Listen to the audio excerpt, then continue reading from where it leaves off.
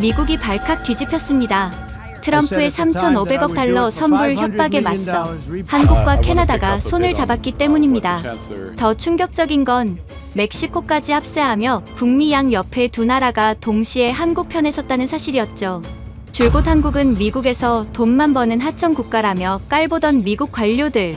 하지만 캐나다가 한국의 기술을 선택하고 멕시코가 한국 반도체와 자동차와 손을 잡자 그들의 자신감은 흔들리기 시작했습니다. 백악관은 일시적 쇼라며 부정했지만 한국 없이는 미국 산업이 멈춘다 라며 미국의 기업들은 미국 정부에 압박을 가하고 있죠. 도대체 무슨 일이 벌어진 걸까요? 미국의 횡포를 정면으로 받아친 대한민국의 진짜 위력, 지금 시작합니다. 3,500억 달러. 선불이다. 트럼프 대통령의 목소리가 백악관 기자회견장을 쩌렁쩌렁 울렸습니다. 그 특유의 제스처로 손을 휘저으며 말을 이어갔죠. 한국은 너무 오랫동안 미국에서 돈만 벌어갔어. 이제 그들이 낼 차례야. 저는 그 순간 당연하다고 생각했죠. 상무부 회의실에서 동료들과 함께 생중계를 보고 있었는데 모두가 고개를 끄덕였습니다. 한국이 미국에서 벌어가는 돈이 얼마인데 그 정도는 내놓아야 한다고요. 저는 미국 상무부에서 무역분석관으로 일하는 에드워드 밀턴입니다. 30년 넘게 이 일을 해왔지만 그날처럼 충격적인 날은 없었죠. 그날 아침도 평소처럼 커피를 마시며 보고서를 검토하고 있었습니다. 대통령의 기자회견 이후 한국 정부의 반응을 예측하는 문서였습니다. 한국은 결국 굴복할 겁니다. 그들에겐 선택권이 없으니까요. 제가 팀원들에게 자신만만하게 말했던 그 순간이 지금도 생생합니다. 옆자리에 제임스가 고개를 끄덕이며 맞장구를 쳤죠. 당연하죠. 한국 자동차나 전품이 미국에서 얼마나 팔리는데요. 우리가 관세 폭탄 터뜨리면 끝이에요. 맞아요. 작년에만 한국이 미국에 수출한 게 1,500억 달러가 넘잖아요. 케이트가 노트북 화면을 보여주며 덧붙였습니다. 저는 만족스럽게 미소를 지었습니다. 삼성, LG, 현대, 기아, 이 기업들이 미국 시장에서 벌어들이는 수익을 생각하면 3,500억 달러쯤은 당연한 요구라고 생각했으니까요. 그런데 이틀 뒤 아침, 긴급 보고서가 제 책상 위에 떨어졌습니다. 밀턴, 이거 봤어? 존 밀러 차관이 헐레벌떡 뛰어들어왔습니다. 평소 침착하기로 유명한 밀러가 이렇게 당황한 모습은 처음이었죠. 넥타이도 비뚤어져 있고 이마에는 땀방울이 맺혀 있었습니다. 무슨 일입니까? 한국이 미국 내 모든 신규 공장 건설을 중단했어. 저는 순간 귀를 의심했습니다. 한국 기업들이 텍사스, 조지아, 미시간에 짓고 있던 대규모 공장들을 전부 멈췄다는 겁니다. 그게 무슨 소리예요? 그럼 수천억 달러 투자가 날아갔지. 전부 다. 밀러가 책상을 쾅 내리쳤습니다. 커피잔이 덜컹거리며 넘어질 뻔했죠. 저는 급하게 컴퓨터를 켜고 실시간 뉴스를 확인했습니다. 첫 번째 기사 제목이 눈에 들어왔습니다. 한국 정부, 대미 신규 투자 전면 중단 선언? 두 번째 기사는 더 충격적이었죠. 삼성 텍사스 반도체 공장 건설 중단, 1만 명 일자리 증발. 세 번째 기사를 읽을 때쯤 제 손이 떨리기 시작했습니다. 현대차 조지아 전기차 공장 철수, 지역 경제 비상. 이건 협박이잖아요. 제가 소리쳤지만 밀러는 고개를 저었습니다. 한숨을 푹 쉬더니 의자에 털썩 주저앉았죠. 협박이 아니야. 한국 외교부 성명을 봐. 화면에 뜬 성명서를 읽는 순간 저는 할 말을 잃었습니다. 한국 정부는 미국의 일방적 요구에 유감을 표합니다. 선불로 3,500억 달러를 요구하는 것은 동맹국 간 신뢰를 무너뜨리는 행위입니다. 우리는 더 이상 불공정한 거래를 받아들이지 않을 것입니다. 이럴 수가. 제가 중얼거리는 사이 사무실 분위기가 완전히 바뀌었습니다. 아까까지만 해도 여유롭던 동료들의 얼굴이 하나둘 굳어갔죠. 그때 전화벨이 미친 듯이 울리기 시작했습니다. 제 전화기, 밀러의 전화기, 사무실 곳곳에 전화기가 동시에 울렸죠. 상무부입니다. 네, 포드 회장님이시군요. 옆 부서 직원이 받은 전화 내용이 들렸습니다. 포드 자동차 회장이 직접 전화를 건 겁니다. 한국 배터리 공급이 중단되면 전기차 생산이 불가능하다고요? 예, 알겠습니다. 바로 전달하겠습니다. 또 다른 전화가 울렸습니다. 퀄컴 부사장님. 네, 삼성 반도체 공급 중단 얘기는 저희도 들었습니다. 대체 공급처요? 그게 쉽지 않습니다. 사무실이 아수라장이 되었습니다. 미국 대기업 임원들이 앞다퉈 전화를 걸어왔죠. 젊은 직원들은 메모지를 들고 뛰어다녔고 팩스기는 쉴 새 없이 문서를 뱉어냈습니다. 모두 같은 메시지였습니다. 한국 없이는 생산이 불가능하다고요. 밀턴 씨, 애플 티모시 쿡 대표가 직접 통화하길 원합니다. 누군가 저를 불렀습니다. 떨리는 손으로 수화기를 들었죠. 안녕하세요. 쿡 대표님. 밀턴 씨, 지금 상황이 얼마나 심각한지 아십니까? 삼성이 디스플레이 공급을 중단하면 아이폰 생산이 멈춥니다. 쿡의 목소리는 평소와 달리 날카로웠습니다. 저희도 상황을 파악 중입니다. 곧 해결책. 당신들이 불을 질러놓고 이제 와서 해결책을 찾는다고요? 전화가 끊겼습니다. 저는 이해할 수 없었습니다. 한국은 그저 하청업체 아니었나요? 우리가 일감을 주니까 먹고 사는 나라 아니었나요? 밀턴, 긴급 회의야. 지금 당장. 밀러가 저를 끌고 회의실로 갔습니다. 복도를 걸어가는 내내 직원들의 초조한 표정이 보였죠. 이미 상무부 고위 관료들이 모여 있었습니다. 화면에는 실시간으로 주가가 떨어지는 그래프가 떴습니다.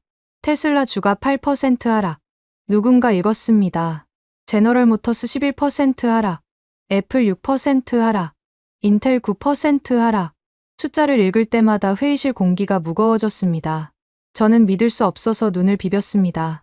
한국이 투자를 중단했을 뿐인데 미국 증시가 흔들리고 있었습니다. 도대체 어떻게 된 거야? 상무부 장관이 소리쳤습니다. 목소리에서 분노와 당황이 동시에 느껴졌죠. 아무도 대답하지 못했습니다.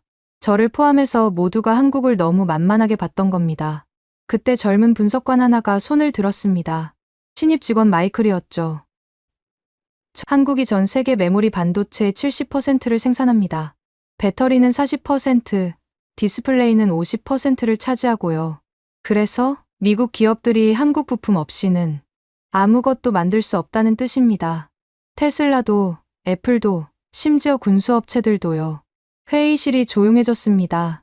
누군가 헛기침을 했고 의자 삐걱거리는 소리만 들렸죠. 저는 그제야 깨달았습니다. 우리가 한국을 필요로 하는 것만큼, 아니 그보다 더 절실하게 한국이 필요했다는 거요. 대통령님께 보고해야 합니다. 장관이 무거운 목소리로 말했습니다. 넥타이를 느슨하게 풀더니 이마에 땀을 닦았죠. 한국이 진짜로 투자를 철회한다면. 말을 끝맺지 못했지만 모두가 알고 있었습니다. 미국 제조업이 마비될 거라는 거요. 저는 창밖을 바라봤습니다. 워싱턴의 하늘은 맑았지만 제 머릿속은 먹구름으로 가득했죠. 트럼프 대통령의 선불 발언이 얼마나 큰 파장을 일으킬지 그때는 아무도 몰랐습니다. 오후가 되자 상황은 더 악화됐습니다. 한국 국회 대미 투자 재검토 결의안 만장일치 통과, 뉴스 속보가 터졌습니다. 이제는 한국 정부만의 결정이 아니라 국회까지 나선 겁니다. 여야 구분 없이 만장일치였다는 게 더 충격적이었죠. 이건 전면전이야. 밀러가 중얼거렸습니다. 담배를 피우지 않는 밀러가 담배를 찾을 정도였죠. 저는 다시 전화를 받았습니다. 이번엔 미시간 주지사였죠. 한국 배터리 공장이 없으면 우리 주 일자리 3만 개가 사라집니다. 지역 경제가 붕괴한다고요. 당장 해결책을 내놓으세요. 전화를 끊자마자 또 울렸습니다. 텍사스 상원의원이었습니다. 삼성 공장 건설이 중단되면 우리 지역 경제가 붕괴됩니다. 수만 명이 일자리를 잃게 생겼어요. 상무부가 뭐 하는 곳입니까? 그 다음은 조지아 주지사, 오하이오 하원의원, 켄터키 시장. 전화가 끊이지 않았습니다. 저는 대답할 말이 없었습니다. 우리가 한국을 압박하려 했는데 오히려 우리가 궁지에 몰린 겁니다.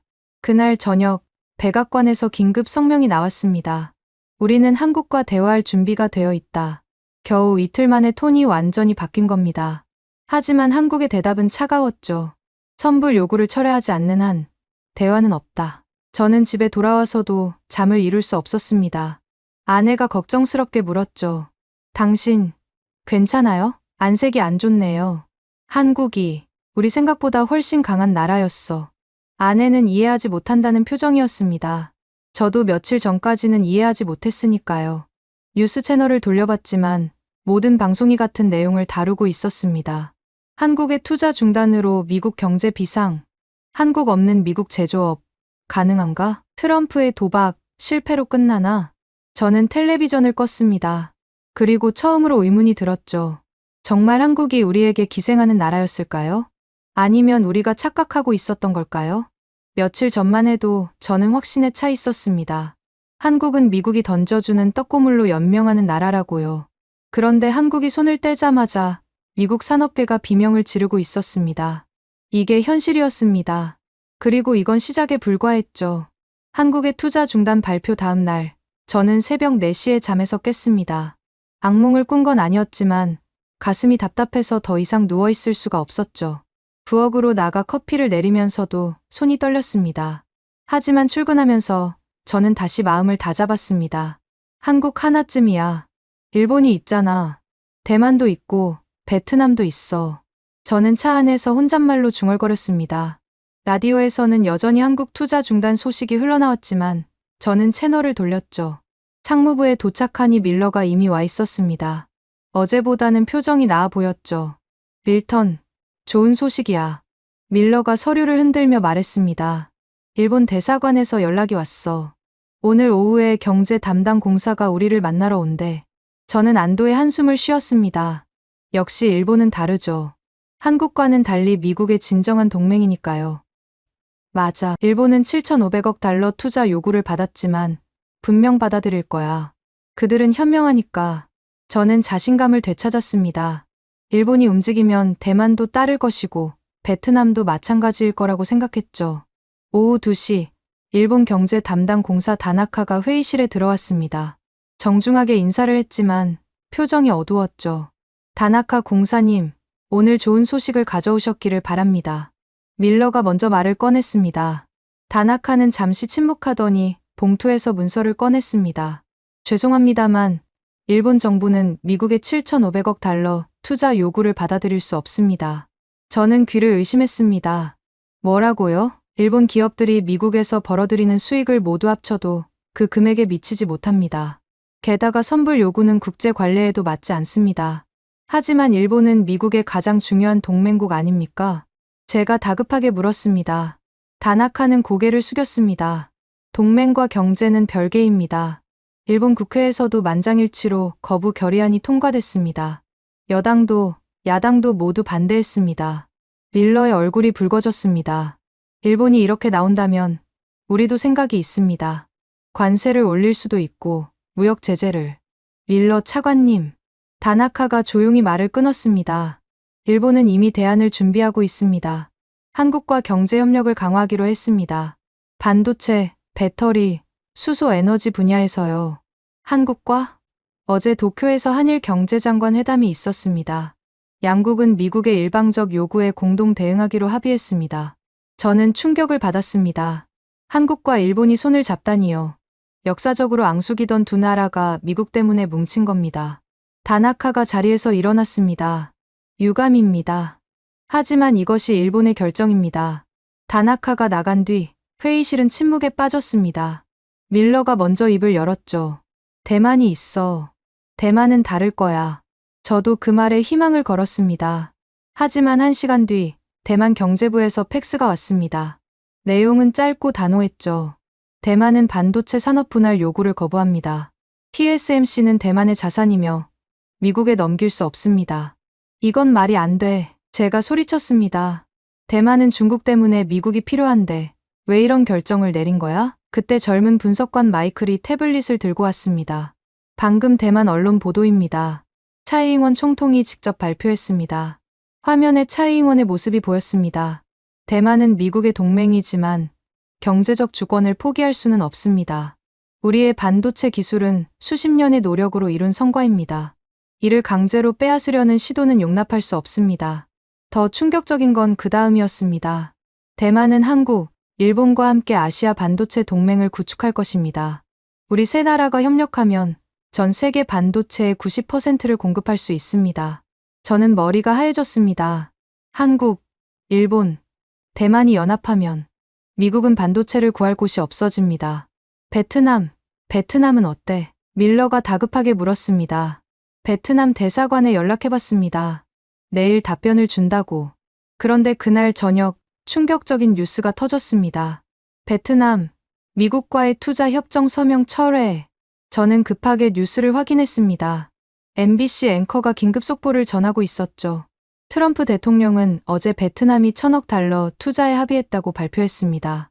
하지만 베트남 정부는 방금 이를 전면 부인했습니다. 화면이 바뀌며 베트남 외교부 대변인이 나타났습니다. 우리는 그런 합의를 한 적이 없습니다. 미국 대통령의 일방적 발표일 뿐입니다. 베트남은 어떤 나라에도 강요된 투자를 하지 않을 것입니다. 이런 망신이 있나? 밀러가 머리를 감싸 쥐었습니다. 더 끔찍한 건 트럼프 대통령의 반응이었습니다. 백악관 긴급 브리핑에서 그는 분노를 감추지 않았죠. 베트남이 약속을 어겼다. 이건 배신이다. 하지만 베트남 정부는 즉각 반박 성명을 냈습니다. 약속한 적이 없는데 어떻게 어길 수 있습니까? 미국 대통령의 망상을 우리가 책임질 이유는 없습니다. 국제적 망신이었습니다. CNN, BBC, 모든 외신이 이 소식을 대서특필했죠. 그날 밤, 저는 사무실에 혼자 남아 있었습니다. 컴퓨터 화면에는 아시아 각국의 발표문이 떠 있었죠.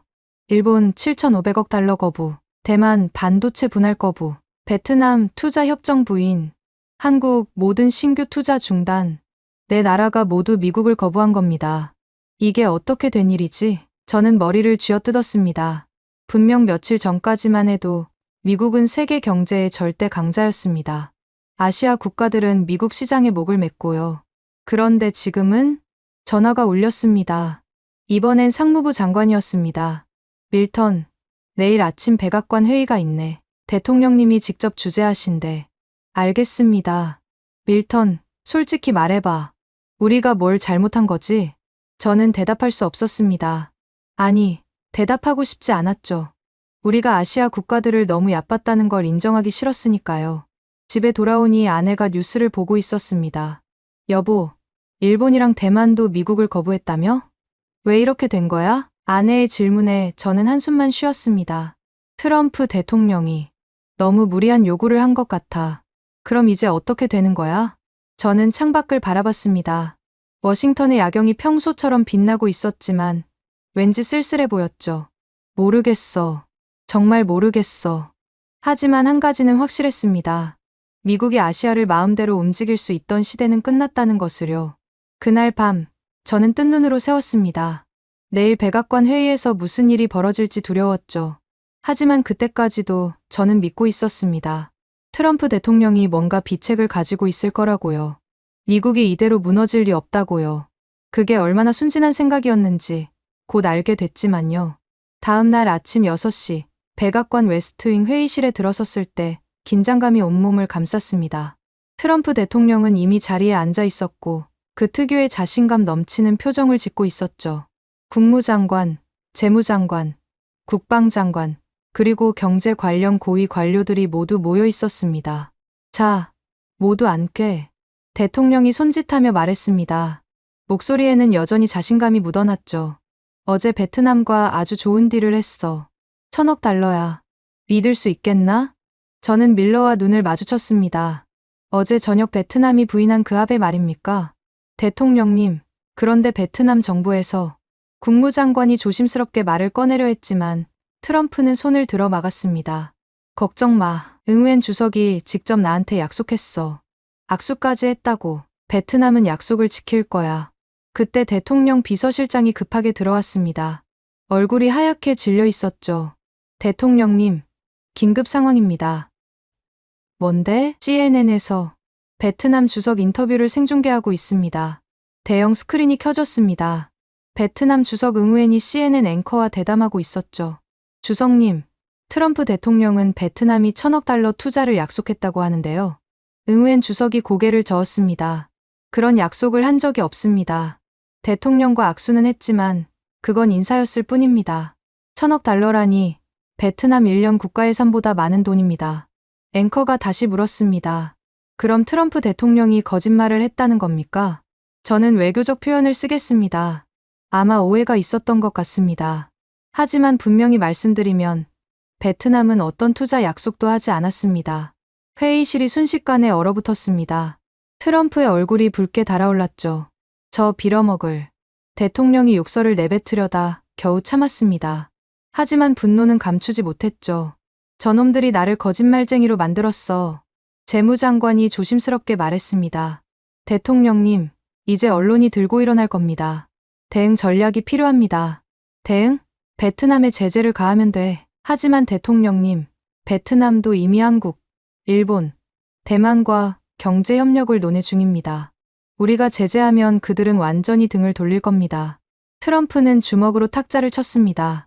그럼 어쩌란 말이야? 아시아 놈들이 다 뭉쳐서 미국을 상대하겠다는 거야? 저는 그때 손을 들었습니다. 대통령님, 아직 희망이 있습니다. 트럼프가 저를 쳐다봤습니다. 뭐, 캐나다와 멕시코입니다. 북미 국가들은 우리와 운명을 같이 합니다. USMCA 협정으로 묶여 있고 경제적으로 완전히 통합되어 있습니다. 대통령의 표정이 조금 풀렸습니다. 맞아, 캐나다와 멕시코는 다르지. 특히 캐나다는 미국 없이는 경제가 돌아가지 않습니다.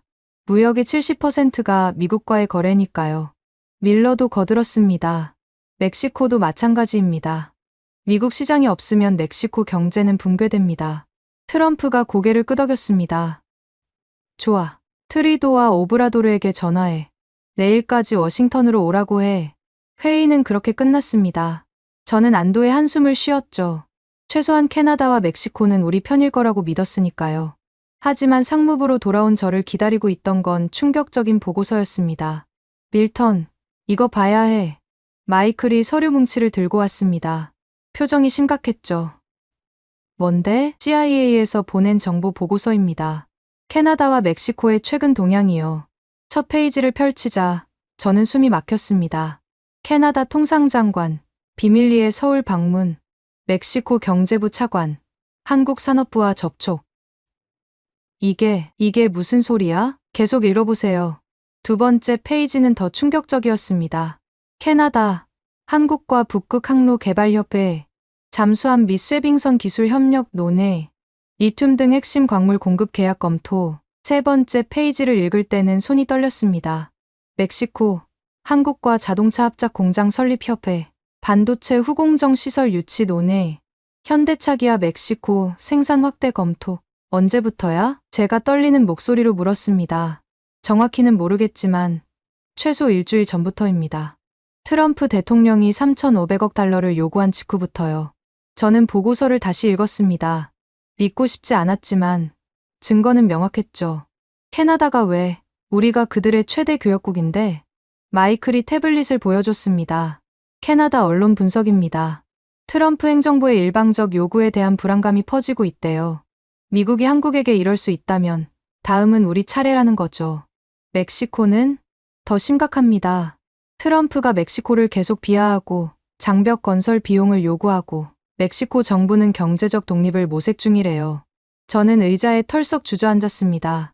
북미 자유무역 협정으로 하나가 된 줄 알았던 세 나라가 갈라지고 있었습니다. 그때 전화가 울렸습니다. 국무부 동료였죠. 밀턴, 방금 캐나다 총리실에서 발표했어. 뭘? 트리도 총리가 내일 워싱턴 방문을 정중히 거절했대. 대신 화상회의를 제안했고, 화상회의? 그것도 공개로 하자고. 투명성을 위해서래. 이건 명백한 거부 신호였습니다. 비밀 협상을 거부하고 모든 걸 공개하겠다는 거니까요. 곧이어 멕시코 소식도 들려왔습니다. 오브라도르 대통령도 워싱턴 방문을 거절했습니다. 대신 다음 주에 한국 대통령을 멕시코시티로 초청했대요. 뭐라고? 저는 벌떡 일어났습니다. 한국 대통령이 멕시코로 간다고? 공식 국빈 방문이래요. 경제협력 협정을 체결할 예정이고요. 밀러가 뛰어들어왔습니다. 밀턴, 큰일이야. 캐나다 언론이 터뜨렸어. 또 뭐? 한국 캐나다 잠수함 계약이 거의 마무리 단계래. 캐나다가 한국산 잠수함 12척을 구매하기로 했대. 저는 현기증이 났습니다. 캐나다가 미국이 아닌 한국에서 잠수함을 산다? 그게 가능해? 우리가 동맹인데? 캐나다 국방부는 최고의 기술을 최적의 가격에 구매하는 거지라고 발표했어. 한국 잠수함이 독일 것보다 성능이 좋고 가격은 30% 싸대. 저는 머리를 감싸 쥐었습니다. 모든 게 무너지고 있었죠. 아시아가 등을 돌린 것도 충격이었지만 이제 북미마저 갈라지고 있었습니다. 그날 저녁 트럼프 대통령은 또 기자회견을 했습니다. 캐나다와 멕시코는 배은망덕한 나라들이야. 우리가 그들을 먹여 살렸는데 이제 와서 배신을 해? 하지만 이번엔 여론이 달랐습니다. 미국 언론들도 비판적이었죠. 대통령의 일방적 요구가 동맹을 깨뜨리고 있다. 미국 고립주의의 대가를 치르는 중. 트럼프 외교의 완전한 실패. 저는 집에 가는 길에 라디오를 들었습니다. 보수 성향의 토크쇼 진행자조차 트럼프를 비판하고 있었죠. 여러분, 이게 말이 됩니까? 한국, 일본, 대만, 베트남, 이제 캐나다와 멕시코까지 모든 나라가 미국을 떠나고 있습니다. 청취자 전화가 연결됐습니다. 저는 텍사스에서 공장을 운영하는데요. 한국 부품이 없으면 문을 닫아야 해요. 대통령이 우리 일자리를 망치고 있습니다. 또 다른 청취자도 분노했습니다. 미시간에서 자동차 부품 만드는데 캐나다와 멕시코가 등 돌리면 끝이에요. 트럼프는 도대체 무슨 생각인가요? 집에 도착했을 때 저는 완전히 지쳐 있었습니다. 아내가 걱정스럽게 물었죠. 오늘도 안 좋은 일이 있었어? 캐나다와 멕시코도 우리를 떠나고 있어. 정말.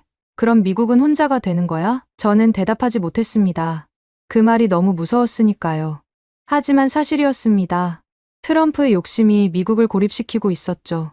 그리고 최악의 상황은 아직 시작도 안 했습니다. 월요일 아침, 저는 여전히 희망을 품고 있었습니다. 캐나다와 멕시코의 움직임이 단순한 협상용 제스처일 거라고요. 하지만 그날 오전 10시, 제 환상은 완전히 깨졌습니다. 밀턴, 지금 당장 와봐. 밀러가 거의 소리를 지르며 저를 불렀습니다. 회의실로 뛰어가니 대형 스크린에 서울의 모습이 생중계되고 있었죠. 한국산업통상자원부 청사 앞에 캐나다 국기와 태극기가 나란히 걸려 있었습니다. 그리고 정장을 입은 사람들이 악수를 하고 있었죠. 저게 누구야? 리처드 하워드, 캐나다 국방부 차관보야. 저는 화면을 뚫어지게 쳐다봤습니다. 리처드 하워드는 제가 잘 아는 사람이었죠. 오타와에서 몇 번 만난 적이 있는 전형적인 친미파 관료였습니다.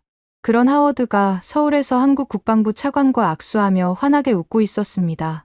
통역 켜, 누군가 소리쳤고 곧 영어 통역이 나왔습니다. 이번 협정은 캐나다 해군의 새로운 장을 열 것입니다. 하워드가 기자들 앞에서 말하고 있었습니다. 한국의 우수한 잠수함 기술은 북극 해역을 지키는 데 필수적입니다. 우리는 최고의 파트너를 찾았습니다. 한국 국방부 차관이 이어서 말했죠. 캐나다와의 협력은 한국 방산 수출의 새로운 이정표입니다. 잠수함 12척과 쇠빙선 6척, 총 200억 달러 규모의 계약을 추진 중입니다. 200억 달러? 제가 놀라서 외쳤습니다. 그게 가능해? 캐나다가 그런 돈이 어디 있어? 마이클이 태블릿을 보여줬습니다. 캐나다 국방부 성명입니다. 향후 10년간 분할 지불하고 한국이 저리 차관을 제공한대요. 한국이 캐나다에 돈을 빌려준다고? 연 2% 금리로요. 사실상 무이자나 다름없죠. 저는 이해할 수 없었습니다. 한국이 왜 그런 조건을 제시하는 거죠? 그때 화면이 바뀌었습니다. 이번엔 한국 조선소 영상이었습니다. 거대한 잠수함이 도크에 떠 있었고 그 옆에는 쇠빙선이 건조 중이었죠. 카메라가 확대하자 선체에 HMCS라는 캐나다 해군 마크가 선명하게 보였습니다. 벌써 만들고 있어? 밀러가 경악했습니다. 아니야. 이건 쇼야. 그냥 보여주기 위한 거라고. 저는 부정했지만 곧 다른 영상이 나왔습니다. 하워드가 잠수함 내부를 둘러보는 장면이었죠. 이 정도 기술력이면 러시아 잠수함도 탐지 가능합니까? 하워드가 물었고 한국 엔지니어가 대답했습니다. 리튬이온 배터리와 AIP 시스템으로 3주 이상 잠항 가능합니다. 소음 수준은 독일 잠수함보다 낮고요. 하워드의 눈이 반짝였습니다. 완벽하군요. 북극 해역 감시에 이상적입니다. 저는 TV를 끄고 싶었지만 끌 수가 없었습니다. 이게 현실이었으니까요. 그때 또 다른 속보가 터졌습니다. 멕시코시티에서도 한국과의 협상이 진행 중입니다. 화면이 멕시코로 전환됐습니다. 멕시코 경제부 건물 앞에서 루이스 로드리게스 차관이 한국 산업부 차관과 함께 서 있었죠. 멕시코와 한국의 경제협력은 새로운 차원으로 도약할 것입니다.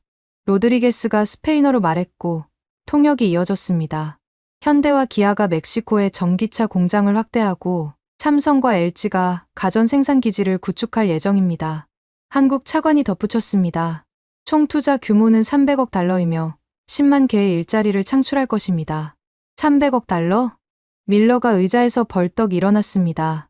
한국이 미국엔 투자 중단하면서 멕시코엔 300억을 투자한다고? 더 충격적인 건 로드리게스의 다음 발언이었습니다. 이제 멕시코는 미국 시장에만 의존하지 않을 것입니다. 한국과 함께 아시아 시장으로 진출할 것입니다. 저는 멍하니 화면을 바라봤습니다. 북미 자유무역 협정의 파트너인 멕시코가 미국을 배제하고 한국과 손잡는다니요. 이건 말도 안 돼. 제가 중얼거렸지만 증거는 계속 나왔습니다. CNN 기자가 현장에서 리포트를 하고 있었죠. 놀라운 장면입니다. 한국 기업 대표단 300명이 멕시코시티에 도착했습니다. 호텔이 모자라서 추가로 예약하고 있다고 합니다. 이어서 인터뷰가 나왔습니다.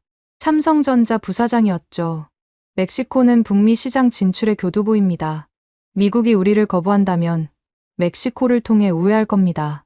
현대차 전무도 인터뷰했습니다. 멕시코 공장에서 생산한 차를 미국에 무관세로 수출할 수 있습니다. USMCA 덕분이죠. 저는 깨달았습니다.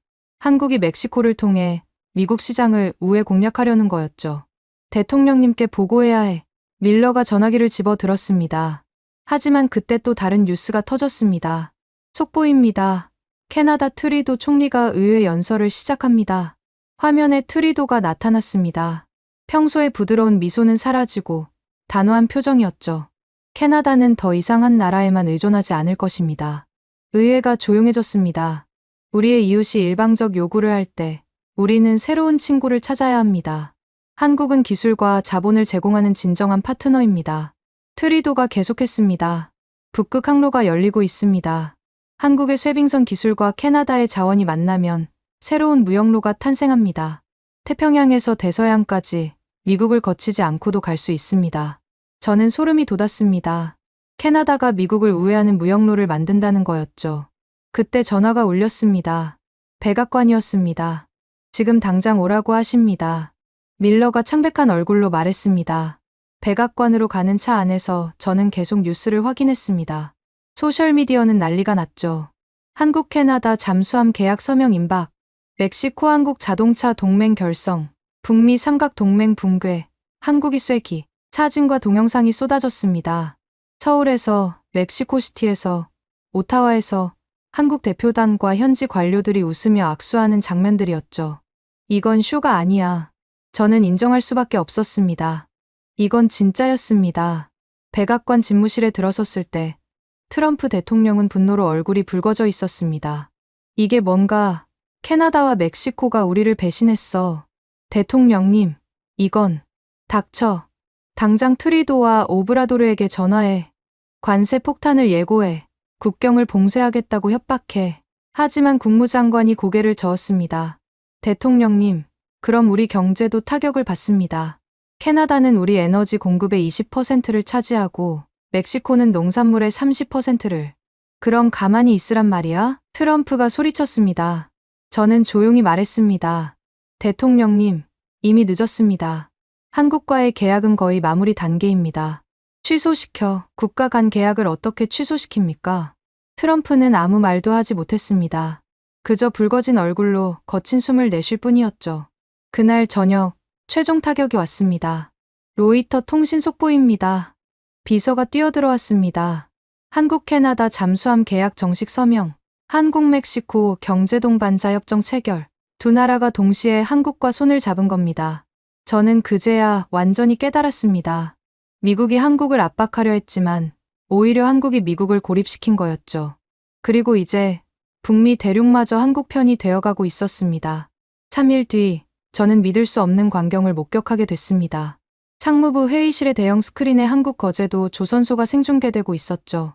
처음엔 그저 한국의 홍보 행사려니 했습니다. 하지만 화면에 비친 광경을 보고 저는 의자에서 벌떡 일어났습니다. 거대한 쇠빙선이 도크에 우뚝 서 있었습니다. 선체에는 선명한 붉은 단풍잎이 그려져 있었고 CCGS, 노던 가디언이라는 이름이 새겨져 있었죠. 캐나다 해양경비대 소속 쇠빙선이었습니다. 그 옆에는 검은색 잠수함이 물에 떠 있었습니다. 매끈한 선체는 마치 거대한 고래처럼 보였죠. HMCS 폴라리스라는 이름표가 햇빛에 반짝였습니다. 저게 진짜야? 밀러가 멍하니 중얼거렸습니다. 화면에는 수천 명의 사람들이 모여 있었습니다. 한국 국기와 캐나다 국기가 나란히 펄럭이고 있었고 군악대가 두 나라 국가를 연주하고 있었죠. 그때 카메라가 단상을 비췄습니다. 리처드 하워드가 마이크 앞에 섰죠. 그 옆에는 한국 국방부 장관과 캐나다 국방부 장관이 서 있었습니다. 오늘은 역사적인 날입니다. 하워드의 목소리가 조선소에 울려 퍼졌습니다. 이 쇠빙선과 잠수함은 단순한 군사 장비가 아닙니다. 이것은 새로운 시대의 시작입니다. 박수가 터져 나왔습니다. 하워드가 손을 들어 조용히 하고 말을 이었죠. 수십 년 동안 북극 해역은 러시아의 동무대였습니다. 미국도 적절한 쇠빙선을 갖추지 못했죠. 저는 움찔했습니다. 사실이었으니까요. 미국 해양경비대는 낡은 쇠빙선 2척뿐이었습니다. 하지만 이제 달라졌습니다. 하워드가 뒤를 돌아 거대한 쇠빙선을 가리켰습니다. 한국의 기술로 만든 이 쇠빙선은 두께 4m의 얼음도 깨뜨릴 수 있습니다. 원자력 추진이 아니면서도 러시아 쇠빙선과 맞먹는 성능을 자랑합니다. 그때 한국 국방부 장관이 마이크를 잡았습니다. 한국과 캐나다의 협력은 북극의 미래를 바꿀 것입니다. 통역이 이어졌습니다. 북극 항로가 열리면 아시아에서 유럽까지 운송 기간이 절반으로 줄어듭니다. 수에즈 운하나 파나마 운하를 거치지 않아도 됩니다. 캐나다 국방부 장관이 덧붙였습니다. 그리고 그 항로를 여는 것은 러시아가 아닙니다.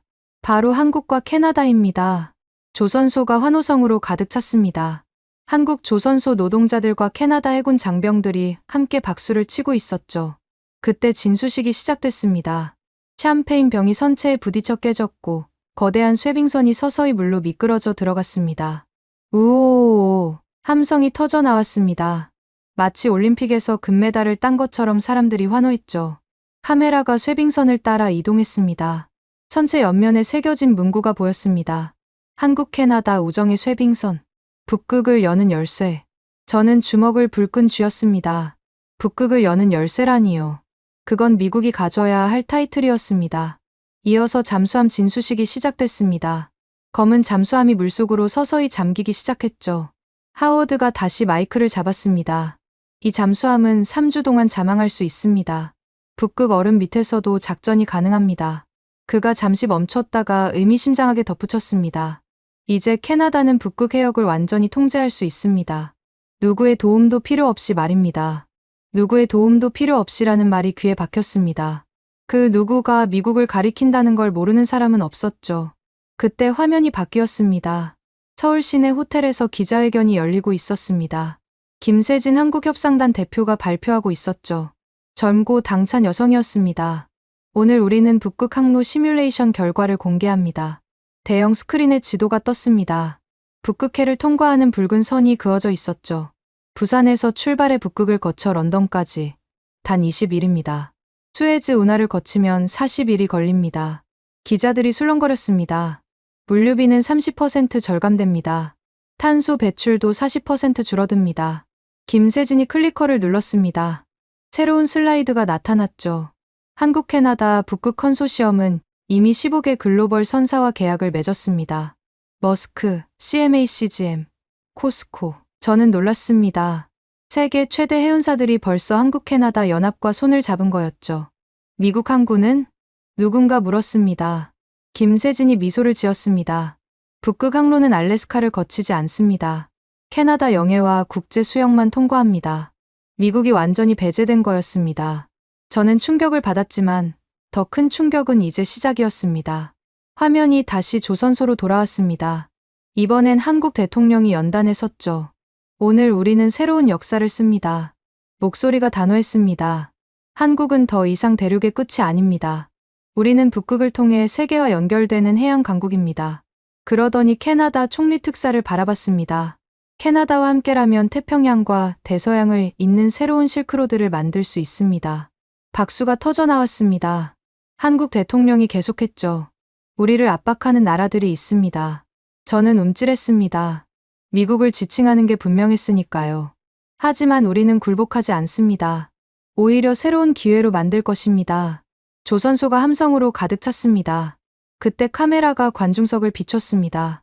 놀랍게도 일본 방위성 관계자들이 보였습니다. 대만 해군 대표단도 있었고 베트남 국방부 차관도 있었죠. 저들이 왜 거기 있어? 밀러가 당황해서 물었습니다. 답은 곧 나왔습니다. 리처드 하워드가 다시 마이크를 잡았으니까요. 오늘 우리는 특별한 발표를 하려 합니다. 조선소가 조용해졌습니다. 한국, 캐나다, 일본, 대만이 참여하는 환태평양 해양안보협의체를 창설합니다. 저는 숨이 막혔습니다. 환태평양 해양안보협의체라니요. 그건 사실상 미국을 배제한 새로운 동맹이었습니다. 이 협의체는 잠수함 기술을 공유하고 해양 안보를 위해 협력할 것입니다. 하워드가 목소리를 높였습니다. 태평양과 북극해의 새로운 질서를 우리가 만들 것입니다. 저는 더 이상 볼 수가 없었습니다. 회의실을 나와 복도를 걸었죠. 머릿속이 하얗게 비어버렸습니다. 창밖을 보니 워싱턴은 여전히 평화로워 보였습니다. 하지만 저는 알고 있었죠. 태평양 건너편에서 거대한 변화가 일어나고 있다는 거요. 휴대전화가 울렸습니다. 백악관이었습니다. 대통령님이 즉시 오라고 하십니다. 저는 한숨을 쉬었습니다. 트럼프 대통령에게 뭐라고 보고해야 할까요? 캐나다가 한국과 손잡고 북극을 지배하게 됐다고? 일본과 대만까지 합류해서 새로운 해양 동맹을 만들었다고? 미국이 완전히 소외됐다고? 택시를 타고 백악관으로 가면서 저는 다시 휴대전화로 생중계를 봤습니다. 진수식이 끝나고 축하 연회가 시작됐습니다. 한국과 캐나다 관계자들이 건배를 하고 있었죠. 리처드 하워드가 잔을 들고 외쳤습니다. 북극의 새 시대를 위하여, 위하여. 수백 명이 함께 외쳤습니다. 그때 김세진이 조용히 덧붙였습니다. 카메라가 그녀의 입술을 클로즈업했죠. 이제 시작일 뿐입니다. 저는 소름이 돋았습니다. 이제 시작이라니요. 그럼 앞으로 또 무슨 일이 벌어진다는 걸까요? 백악관에 도착했을 때 저는 완전히 패배감에 빠져 있었습니다. 한국을 압박하려다가 오히려 한국이 새로운 질서의 중심이 된 거였죠. 그리고 미국은 그 질서에서 완전히 배제됐습니다. 캐나다가 해양 패권을 가져간다. 저는 중얼거렸습니다. 아니, 정확히는 한국이 캐나다에게 해양 패권을 선물한 거였죠. 미국 대신에 말입니다. 백악관 회의가 끝나고 상무부로 돌아왔을 때 저는 이미 지쳐 있었습니다. 트럼프 대통령은 2시간 동안 고함만 질렀고 아무런 해결책도 내놓지 못했죠. 그저 배신자들을 응징하겠다는 말만 반복했습니다. 하지만 다음 날 아침, 더 충격적인 소식이 기다리고 있었습니다. 밀턴, 이거 봐. 마이클이 노트북을 들고 뛰어왔습니다. 멕시코시티에서 대규모 서명식이 열리고 있었죠. 멕시코 대통령궁 앞에 수백 명의 기업인들이 모여 있었습니다. 한국 재계 인사들과 멕시코 기업인들이 나란히 서 있었고 양국 국기가 휘날리고 있었죠. 오브라도르 대통령이 연단에 섰습니다. 오늘은 멕시코 경제사의 새로운 장을 여는 날입니다. 페이너 통역이 이어졌습니다. 한국과 멕시코의 전면적 경제동맹이 시작됩니다. 이는 단순한 투자가 아닙니다. 미래를 함께 만드는 것입니다. 그때 한국 대통령이 화상으로 연결됐습니다. 대형 스크린에 나타난 한국 대통령이 말했죠. 멕시코는 한국의 북미 진출 파트너입니다. 우리는 함께 성장할 것입니다. 계약서 서명이 시작됐습니다. 1장, 2장, 3장. 계약서가 끝없이 이어졌습니다. 삼성전자와 멕시코 전자산업협회, 현대자동차와 멕시코 자동협회, LG화학과 멕시코 배터리산업단지, SK하이닉스와 과달라하라 반도체 클러스터. 저게 다 뭐야? 밀러가 옆에서 경악했습니다. 마이클이 설명했습니다. 한국 대기업들이 멕시코의 생산기지를 통째로 옮기는 겁니다. 미국이 아니라 멕시코예요. 총 투자 규모가 얼마나 돼? 500억 달러가 넘습니다. 저는 숨이 막혔습니다. 미국에 요구했던 3,500억의 7분의 1이지만 멕시코로서는 사상 최대 규모였죠. 더 놀라운 건 멕시코 기업들의 발표였습니다. 멕시코 최대 통신사 대표가 마이크를 잡았습니다. 우리는 한국에 오지 기술을 도입해 라틴 아메리카 전체로 진출할 것입니다. 멕시코 최대 건설사 회장도 나섰습니다. 한국의 스마트시티 기술로 멕시코시티를 미래 도시로 만들 것입니다. 그리고 가장 충격적인 발표가 나왔습니다. 루이스 로드리게스 경제부 차관이 지도를 펼쳤죠. 여기를 보십시오. 지도에는 멕시코 북부 국경지대가 표시돼 있었습니다. 미국과 맞닿은 티후아나, 시우다드 후아레스, 누에보라레도, 이 도시들이 한국-멕시코 합작 산업단지가 됩니다. 여기서 생산한 제품은 USMCA에 따라 미국의 무관세로 들어갑니다. 저는 깨달았습니다. 한국이 멕시코를 우회로로 삼아 미국 시장을 공략하려는 거였죠. 그럼 미국 기업들은 망합니다. 마이클이 단호하게 말했습니다. 멕시코에서 생산한 한국 제품이 무관세로 들어오면 미국 기업들은 가격 경쟁력에서 완전히 밀립니다. 그때 화면이 바뀌었습니다. 이번엔 캐나다 토론토였습니다. 캐나다 산업부 장관이 기자회견을 하고 있었죠. 캐나다, 멕시코, 한국은 새로운 북미 공급망을 구축합니다. 기자가 물었습니다. 미국은 빠진 겁니까? 장관이 어깨를 으쓱했습니다. 미국이 스스로 고립을 선택했습니다. 우리는 앞으로 나아갈 뿐입니다. 그러면서 도표를 보여줬습니다. 캐나다가 자원과 에너지를 제공하고 한국이 기술과 자본을 제공하며 멕시코가 노동력과 시장 접근성을 제공합니다. 삼각형 구조였습니다. 캐나다, 멕시코, 한국이 꼭지점이었고 미국은 어디에도 없었죠. 이 삼각협력으로 우리는 중국 의존도를 낮추고 미국의 일방적 요구에서도 자유로워집니다. 기자들이 열광적으로 질문을 쏟아냈습니다. 캐나다 장관은 자신감 넘치게 대답했죠. 10년 안에 이 삼각축이 북미 경제의 중심이 될 것입니다. 저는 회의실로 달려갔습니다. 긴급 대책회의를 소집해야 했으니까요. 미국이 고립되고 있습니다. 제가 테이블을 두드리며 말했습니다. 캐나다와 멕시코가 한국과 손잡고 우리를 배제하고 있어요. 이대로 가면 미국 제조업은 끝장납니다. 그런데 밀러는 고개를 저었습니다. 과장하지 마. 밀턴. 과장이라고요? 한국은 대체 가능해. 인도가 있고 베트남이 있고 필리핀도 있어. 저는 어이가 없었습니다. 베트남은 이미 우리를 거부했잖아요. 그건 일시적인 거야. 돈을 더 주면 돌아올 거야. 인도가 한국만큼 반도체를 만들 수 있습니까? 필리핀이 한국만큼 배터리를 만들 수 있어요? 밀러가 짜증스럽게 말했습니다. 2주면 돼. 기술 이전하고 공장 지으면 되잖아. 2주라고요. 그게 얼마나 걸릴 것 같습니까? 제가 노트북을 열어 자료를 보여줬습니다. 삼성이 텍사스 공장 짓는 데만 5년이 걸렸습니다. 기술 이전. 최소 10년입니다. 그것도 한국이 협조할 때 얘기고요. 그럼 중국이 있잖아. 밀러가 고집스럽게 말했습니다. 중국? 우리가 그렇게 중국을 때렸는데요. 제가 한숨을 쉬었습니다. 게다가 중국도 이제 한국과 협력을 강화하고 있어요. 어제 베이징에서 한중일 경제장관 회담이 있었는데. 됐어. 밀러가 손을 들어 막았습니다. 한국 없어도 미국은 잘 살 수 있어. 우리가 세계 최강대국이야. 그때 젊은 분석관 하나가 손을 들었습니다. 방금 속보가 떴는데요. 뭔데? 애플이 긴급 성명을 발표했습니다. 화면에 팀 쿡의 얼굴이 나타났습니다. 그는 침통한 표정이었죠. 애플은 한국 부품 공급 중단으로 아이폰 생산을 50% 감축합니다. 주주 여러분께 죄송합니다. 주가가 곤두박질 쳤습니다. 실시간 차트가 빨간색으로 물들었죠. 이어서 다른 기업들도 비슷한 발표를 했습니다. 테슬라, 한국 배터리 부족으로 생산 30% 감소. 포드, 전기차 생산 라인 가동 중단. GM, 멕시코 공장으로 생산 이전 검토. GM이 멕시코로? 밀러가 놀라서 물었습니다. 멕시코에는 한국 부품이 공급되니까요. 저는 밀러를 쳐다봤습니다. 아직도 한국이 대체 가능하다고 생각하십니까? 밀러는 대답하지 못했습니다. 하지만 여전히 인정하려 하지 않았죠. 일시적인 현상이야. 조만간 해결될 거야. 일시적이라고요? 제가 일어섰습니다. 캐나다는 한국과 20년 계약을 맺었습니다. 멕시코는 한국과 경제동맹을 선언했고요. 일본, 대만, 베트남까지 한국과 뭉쳤습니다. 회의실이 조용해졌습니다. 이건 일시적인 게 아닙니다. 새로운 질서가 만들어지는 겁니다. 그리고 그 질서에서 미국은 변두리로 밀려나고 있어요.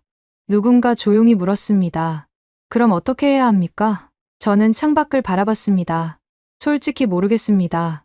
이미 너무 늦은 것 같아요. 그날 저녁, 집으로 돌아가는 길에 라디오를 들었습니다. 경제 전문가가 나와서 분석하고 있었죠. 캐나다, 멕시코, 한국 삼각축이 형성되면서 북미 공급망이 완전히 재편되고 있습니다. 미국 기업들은 선택해야 합니다. 고립된 미국에 남을 것인가, 아니면 새로운 삼각축에 합류할 것인가. 진행자가 물었습니다. 미국 정부는 어떻게 대응해야 할까요? 솔직히 답이 없어 보입니다. 트럼프 행정부가 너무 큰 실수를 했죠.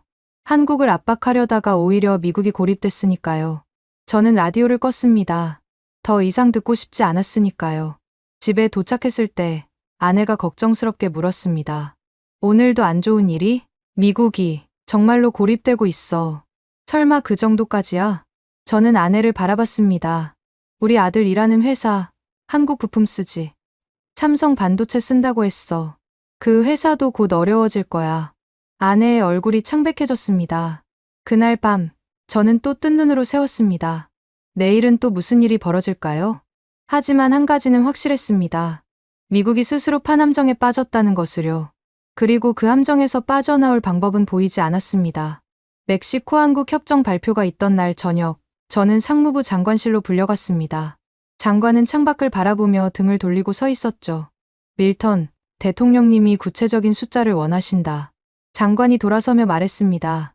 눈 밑에 다크서클이 짙게 깔려 있었죠.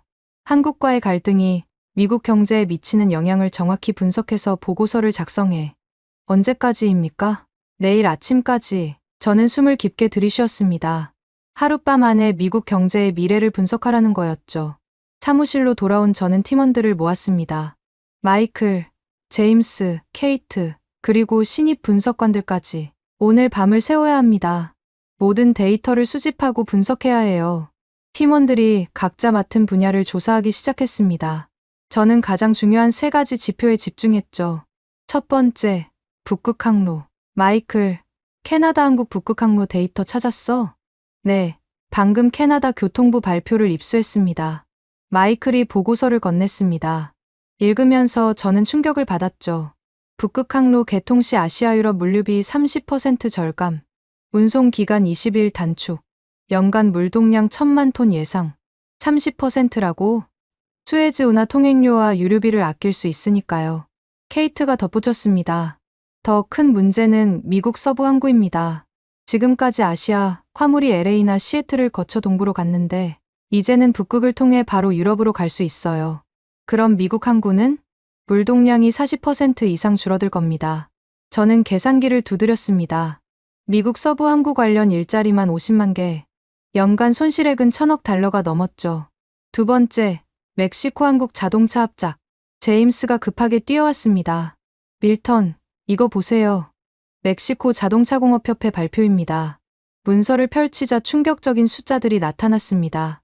현대기아 멕시코 생산, 연간 200만 대 목표. 미국 시장 점유율 18% 예상.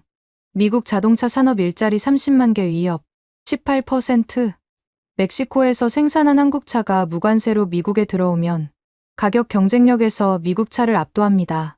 제임스가 노트북 화면을 보여줬습니다.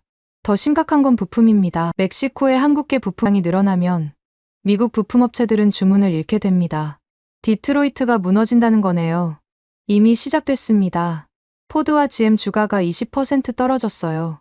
세 번째, 가장 충격적인 데이터. 새벽 2시, 저는 반도체 시장 분석을 하고 있었습니다. 그때 놀라운 사실을 발견했죠. 삼성이 대만 TSMC보다 30% 싸다고? 마이클이 고개를 끄덕였습니다. 한국 정부가 보조금을 지원하고 있어요. 미국과의 갈등을 기회로 삼아 시장 점유율을 높이려는 거죠. 그럼 미국 기업들은? 당연히 싼 걸 쓰겠죠. 애국심으로 비즈니스 하는 건 아니니까요. 저는 최종 수치를 정리했습니다. 북극 항로로 인한 물류 손실 연간 1000억 달러, 멕시코 우회 생산으로 인한 제조업 손실 연간 2000억 달러, 반도체 시장 점유율 하락 연간 500억 달러, 총 3500억 달러. 아이러니하게도 트럼프가 한국에 요구했던 것과 정확히 같은 금액이었습니다. 다만 한국이 내는 게 아니라 미국이 잃는 금액이었죠. 새벽 4시, 저는 거의 완성된 보고서를 검토하고 있었습니다. 그때 케이트가 노트북을 들고 왔죠. 밀턴, 포브스 칼럼 봤어요? 새벽에 무슨 칼럼? 윌리엄 패색이 방금 올렸어요. 제목이 한국의 역습 위기를 기회로 바꾸는 경제 전략이에요. 저는 급하게 기사를 읽었습니다. 윌리엄 패색은 포브스의 가장 영향력 있는 경제 칼럼니스트였죠. 한국은 미국의 압박을 오히려 기회로 전환시켰다. 캐나다, 멕시코와의 협력으로 새로운 경제 블록을 형성했고, 이는 향후 10년간 글로벌 경제 질서를 바꿀 것이다. 그의 분석은 계속됐습니다. 특히 주목할 점은 한국의 기술력이다. 반도체, 배터리, 조선 분야에서 한국은 이미 세계 최고 수준이다. 이제 그들은 이 기술을 무기로 새로운 동맹을 구축하고 있다. 그리고 마지막 문장이 저를 얼어붙게 만들었습니다. 미국은 스스로 만든 함정에 빠졌다. 한국을 압박하려다가 오히려 한국을 중심으로 한 새로운 질서에서 소외됐다. 이는 미국 외교사상 최악의 실수로 기록될 것이다. 저는 보고서에 이 분석을 인용하기로 했습니다. 대통령이 외부 전문가의 의견도 들어야 했으니까요. 아침 8시, 저는 완성된 보고서를 들고 장관실로 갔습니다. 장관은 보고서를 훑어보다 얼굴이 창백해졌죠. 이 숫자들이 정확한가? 3번 검증했습니다. 연간 손실 3,500억 달러. 장관이 의자에 털썩 주저앉았습니다. 트럼프가 한국에 요구한 금액과 똑같네. 운명의 장난 같습니다. 장관이 한숨을 쉬었습니다. 대통령님이 이걸 보시면 사실을 아셔야 합니다. 저는 단호하게 말했습니다. 더 늦기 전에 정책을 바꿔야 합니다. 1시간 뒤 백악관 강요회의. 트럼프 대통령은 보고서를 읽으며 점점 얼굴이 붉어졌습니다. 이게 다 거짓말이야. 대통령이 보고서를 내던졌습니다. 한국 따위가 어떻게 미국을 이렇게 만들 수 있어? 저는 조용히 말했습니다. 대통령님, 이건 한국 혼자 한 게 아닙니다. 캐나다, 멕시코, 일본, 대만 모두가 한국과 손을 잡았습니다. 왜 우리 편이 아니라 한국 편을 드는 거야? 재무장관이 대답했습니다. 우리가 너무 많은 걸 요구했기 때문입니다. 동맹국들을 돈줄로만 봤으니까요. 트럼프는 주먹으로 테이블을 쳤습니다. 그래도 미국은 세계 최강국이야. 그때 국방장관이 입을 열었습니다.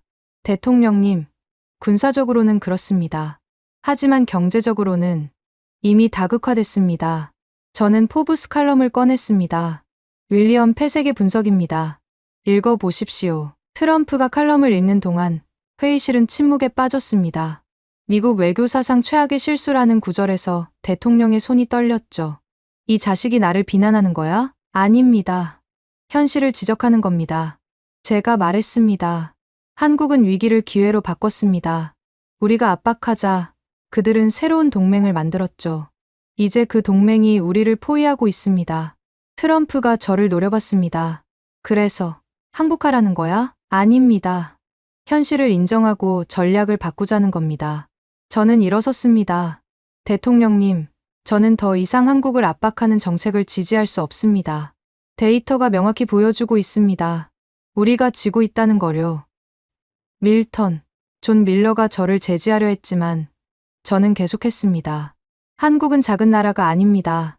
기술과 전략을 가진 강국입니다. 우리가 그걸 너무 늦게 깨달은 거죠. 회의실을 나오면서 저는 홀가분했습니다. 처음으로 진실을 말했으니까요. 복도에서 재무장관이 저를 불러 세웠습니다. 밀턴, 용기 있는 발언이었어. 저는 그저 데이터를 말했을 뿐입니다. 그 데이터가 진실이잖아. 대통령도 곧 인정할 거야. 하지만 저는 확신할 수 없었습니다. 트럼프는 자존심이 강한 사람이니까요. 사무실로 돌아오니 팀원들이 기다리고 있었습니다. 어떻게 됐어요? 마이클이 물었습니다. 대통령님이 화를 내셨지만 사실은 전달했어. 이제 어떻게 되는 거죠? 케이트가 걱정스럽게 물었습니다. 저는 창밖을 바라봤습니다. 워싱턴의 가을 하늘은 맑았지만 먹구름이 몰려오는 것 같았죠. 솔직히 모르겠어. 하지만 한 가지는 확실해. 팀원들이 저를 바라봤습니다. 미국이 한국에게 선택받아야 하는 시대가 왔다는 거야.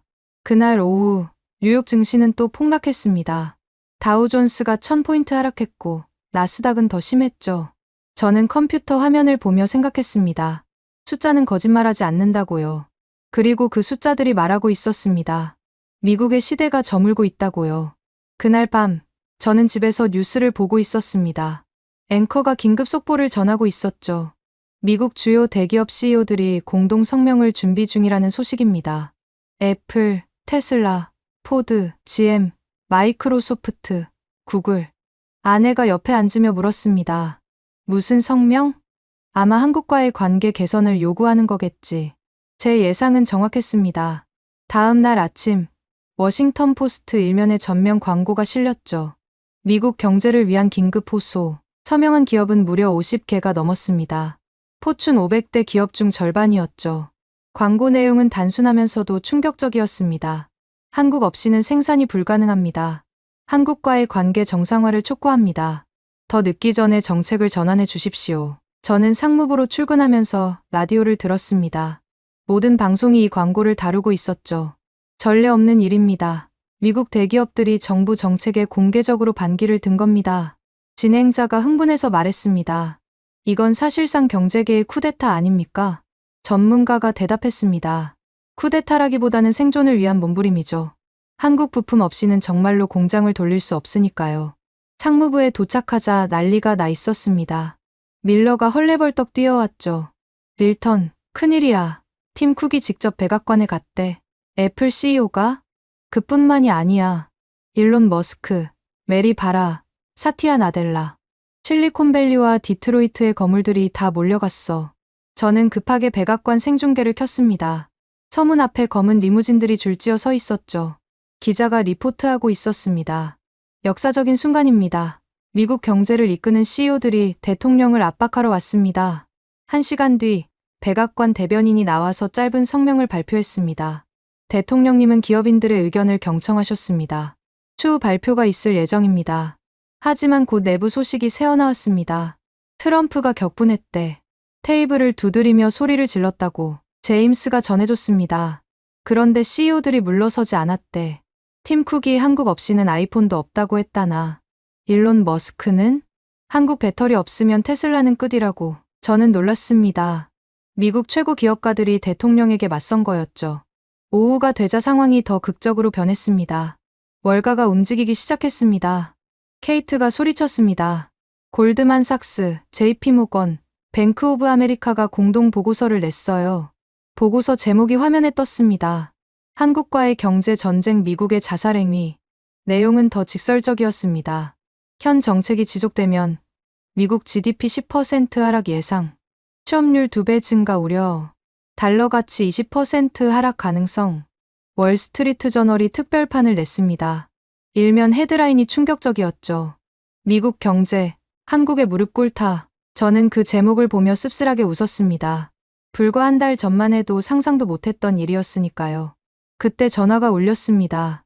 백악관이었습니다. 밀턴 씨, 지금 오실 수 있습니까? 무슨 일입니까? 대통령님이 찾으십니다. 혼자 오세요. 저는 긴장하며 백악관으로 갔습니다. 집무실에 들어서니 트럼프 대통령이 창밖을 보고 서 있었죠. 앉게 대통령의 목소리는 지쳐 있었습니다. 평소의 자신감은 온데간데 없었죠. 밀턴, 자네가 맞았어. 대통령이 돌아서며 말했습니다. 한국을. 우리가 너무 얕봤어. 저는 조용히 기다렸습니다. CEO들이 뭐라고 했는지 아나? 아닙니다. 한국과 화해하지 않으면 공장을 해외로 옮기겠대.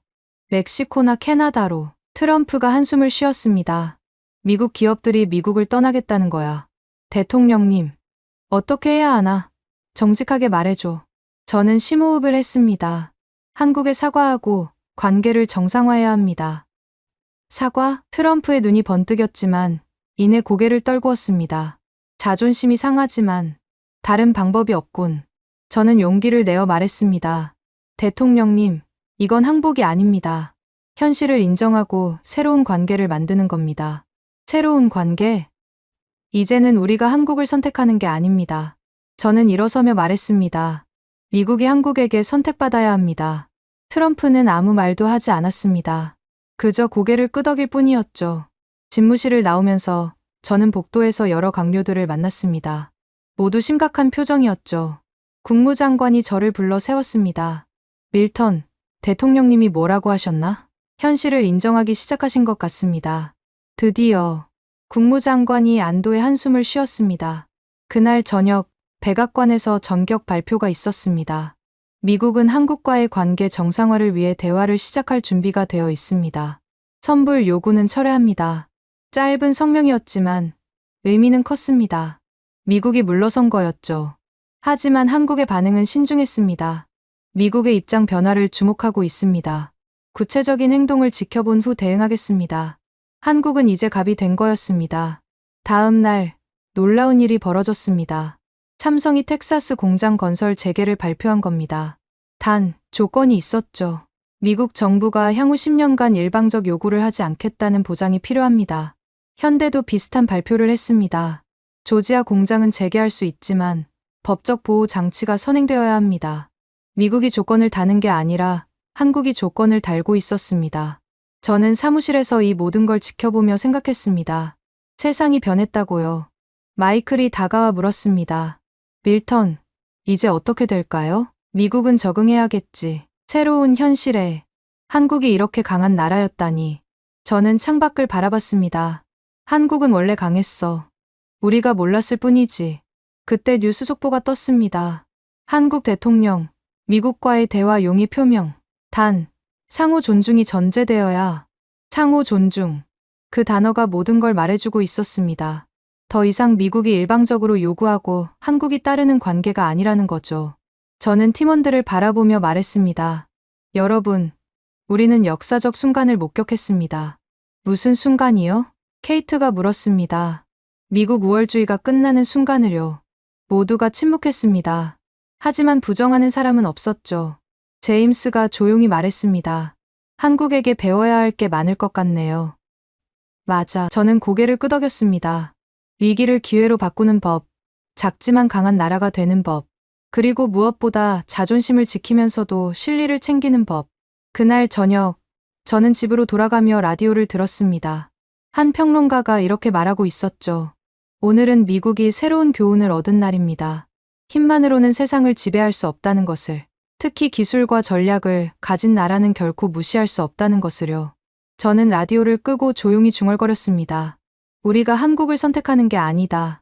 이제 미국이 한국에게 선택받아야 한다. 그것이 새로운 시대의 현실이었습니다. 그리고 저는 그 현실을 받아들일 준비가 되어 있었습니다. 한국이라는 나라를 다시 보게 된 것처럼 미국도 스스로를 다시 봐야 할 때가 온 거였죠.